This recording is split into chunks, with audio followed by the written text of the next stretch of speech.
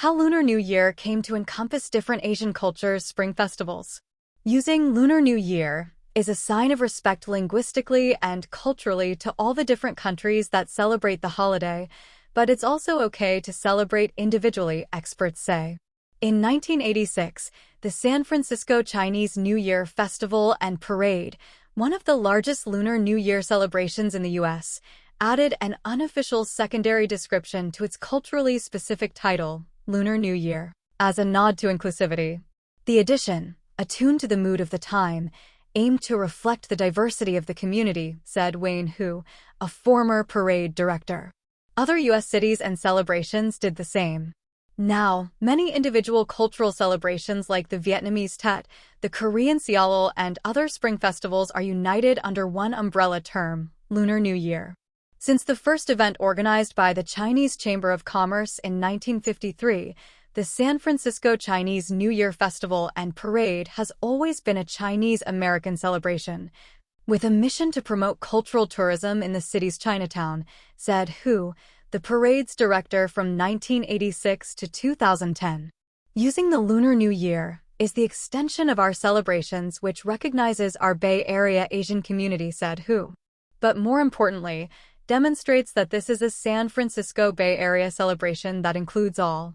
The San Francisco event represents the tension that many organizers face, how to maintain cultural integrity while also acknowledging other cultures that celebrate the same holiday.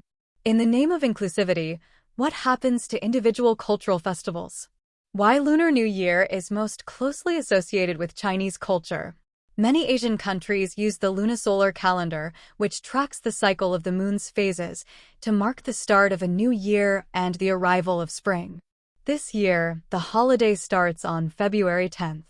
To reflect the diversity of the community, the San Francisco Chinese New Year Festival and Parade welcomes different cultural performers, said Harlan Wang, the event's current director.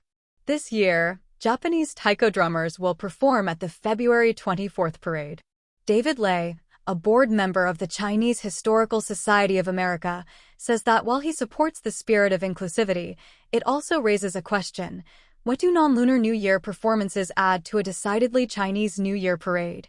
People come to see the firecrackers and the floats that tell stories about hope, aspiration, and auspiciousness for the coming year, said Lei, a historian and longtime parade participant.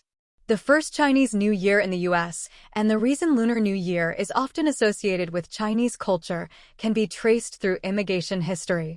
The first wave of Chinese immigrants in the mid-1800s brought with them their homeland's traditions, including how to welcome the new year. At first, their New Year's celebrations were likely insular small parties, said Lei. In 1871, Belleville, New Jersey, the first East Coast Chinese community, hosted one of the first recorded Chinese New Year celebrations, complete with fireworks. New Year celebrations were a way to invite the community to Chinese enclaves and demystify the perception of foreignness, said Hu. Because many Americans have experienced the holiday through Chinatowns, associating the holiday with one culture makes sense. It's just not completely accurate. Many different Asian countries celebrate the same holiday, including Indonesia and Malaysia. In Singapore, the New Year celebration is a national public holiday that allows for time off school and work. In Asia, each country celebrates its own national holiday without the need to acknowledge other cultures. Does a broad umbrella term flatten individual celebrations? In the U.S., recognition of Lunar New Year continues to grow. Yet, without the resonance of national recognition, communities, cities, and organizations are left with the responsibility of carving out their own celebrations. Celebrating the Lunar New Year in the U.S. is important, albeit on a smaller scale, said Tri-Chan Tran, a professor of Vietnamese and linguistics at the University of California, Irvine.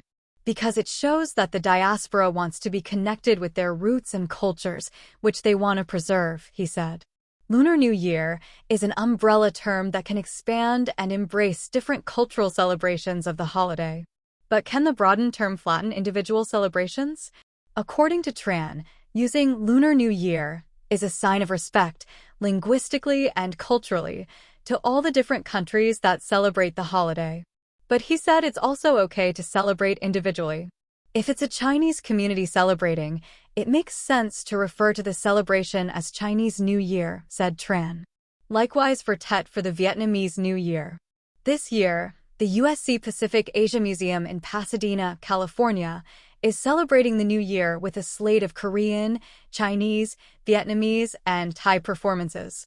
Annie Tram, co-chair of the Tet Festival in Costa Mesa, California, says recognizing the importance of the Lunar New Year lends more recognition to other ethnicities as well.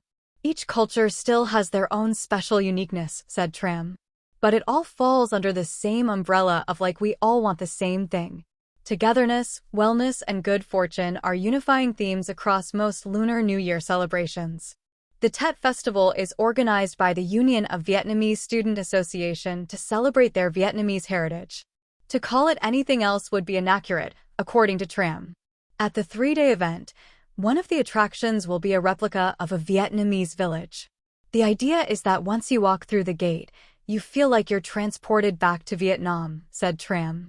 To celebrate the new year, experts say, we don't have to settle for a scarcity mindset. We can celebrate individual cultures. We can unite. And yes, there is space for both to exist. Absolutely, said Tran. I think it's a smart move.